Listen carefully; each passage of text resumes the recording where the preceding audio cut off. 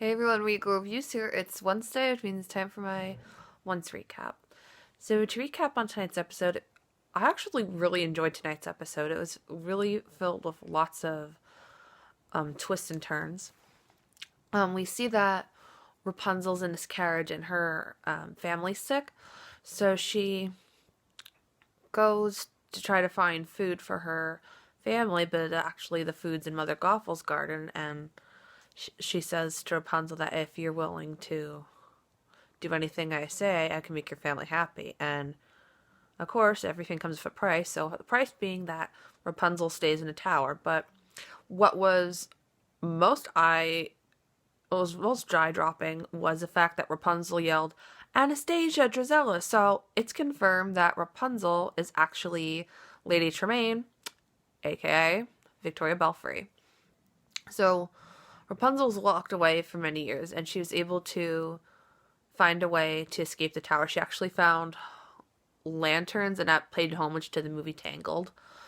And we see that Anastasia never gave up on her mom. So we actually did get to see a younger Anastasia, see some of her backstory. And Drusilla, I guess, was too young at the time and kind of gave up on her. We see Rapunzel reunite with her children, but we see that her husband has remarried, and he remarried Ella's mom, Cecilia. I think that's what her name is. So if you want to be technical, Victoria isn't Jacinda's stepmom then, because only her husband was her stepfather. So technicalities there. So it seems like Rapunzel basically acts like a maid to them, like taking care of their daughters, but also acting like a maid. And we see that her husband still loves her, but also loves Ella and Cecilia too. So Gothel offers her a way to that she could get rid of Clarice. And we see that Clarice is nice and everything. She's trying to get along with everyone. But we see that Rapunzel is frustrated because Drusilla's doesn't give Rapunzel the love that Anastasia gives her. I am assuming because Drusilla was too young to remember her mother, she doesn't know why she's back. And it really had to hurt because at Drusilla's party, she called Ella's mom mother.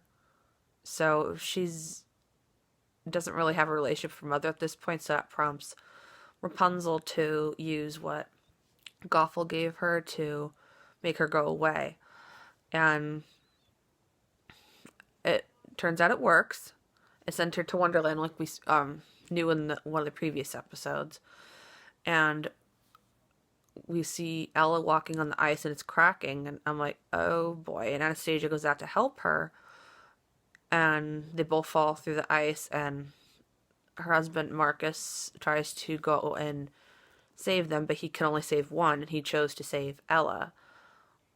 So, of course, Rapunzel is devastated over this, and she takes her to Gothel, and Gothel refuses to help her and tries to trap Anastasia in the tower because how she changed the rules of the tower, how Rapunzel was able to escape so easily. Now it's only blood magic can escape. So yeah, and so now that Mother Gothel is now trapped in the tower because Rapunzel stole her potion that trapped her in the first place. So I'm glad we got to see a little bit more of Anastasia's backstory, and we see that Victoria was able to escape jail with the help of Weaver. I gotta say, I do like the Weaver and Victoria teaming up. They seem to make a good team.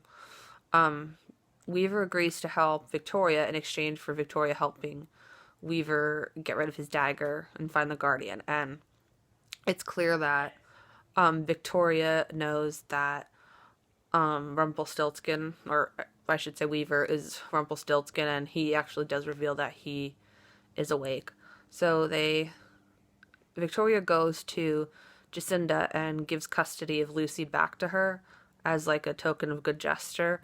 But then she also needs to wake Anastasia, and in order to wake Anastasia, she needs an innocent's beliefs lost. So she goes and talks to Lucy, and it was a sweet moment actually, because she actually gave her Henry's book back, but she also told her that fairy tales are real, but the heroes don't get the happy endings that she that they believe that she believes. And Victoria didn't tell any lies. She was honest with everything she told Lucy, but I think because of Rapunzel's sacrifice, her choice there to sacrifice her own happiness for her family, I think that destroyed her relationship with her daughter Drusilla. So I think Victoria's judgment is kind of clouded on what a happy ending is. So of course, Lucy loses her belief, and she tears up, and that's all Victoria needed. And we see Lucy go back to Jacinda's apartment, and she just passes out. So I'm wondering if that's going to be like in season 1 when Henry passes out from eating the poisoned turnover. I'm wondering how they're going to be able to wake Lucy.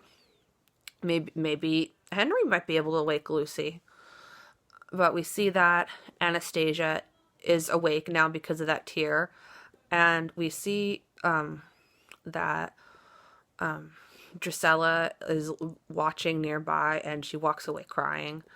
You can see that she's devastated because Drusilla wanted Anastasia awake so she can get her magic, and Weaver tries to offer Victoria a bit of advice because he's dealt with this before, how Neil felt the same way about Rumple in the past, and he told her that she still has another daughter out there. You need to basically give her attention, show her love. But Victoria doesn't feel like Drusilla gives her the love in return. So their relationship is strained. So I'm wondering, is Drusilla going to kill Anastasia? So maybe she'll have no choice but to love Drusilla. But you could honestly see that Drusilla's broken, and all she's ever wanted, all she's ever done was to make her mother proud and hopefully gain her approval and love. And I think she's misinterpreted what her mother's done in the past, and including her sacrifice to make her family happy, and didn't realize how devastating that was, that her father saved her step-sister instead of her actual sister. But Rogers is becoming suspicious of Weaver, and he does some digging around and sees that Weaver has files on everybody in Hyperion Heights. And while he's going through the files, Rogers actually finds his hook. So I'm thinking, oh, is he going to be awake? Is this what's going to awake him? It doesn't awake him, but I'm hoping eventually. So then all the past characters will be awake then. But Weaver reveals that he is separated from his wife Belle, and he just wants to reunite with her. So, yeah, definitely a great episode. It really made you feel sorry for Lady Tremaine and Victoria. Next week, Bex is back. Hell yes! Oh my goodness, I am so excited to see Bex back. She definitely deserved to be on the season. Her character is amazing. And it looks like there's going to be a witch war, which will be fun, because we'll get to see... Well, I guess we won't get to see her powers, because remember, Zelena gave up her powers. But we will get to see Zelena, and I did see that they cast a grown-up Robin, or a teenage Robin, so we'll get to see Robin. And I'm wondering how Zelena's going to fit in with the story, so I'm very excited for next week's episode. I hope you guys enjoyed Once Upon a Time tonight. If you guys want to check out Once Upon a Time, it is on Fridays, 8 p.m. on ABC. Until next time, stay regal.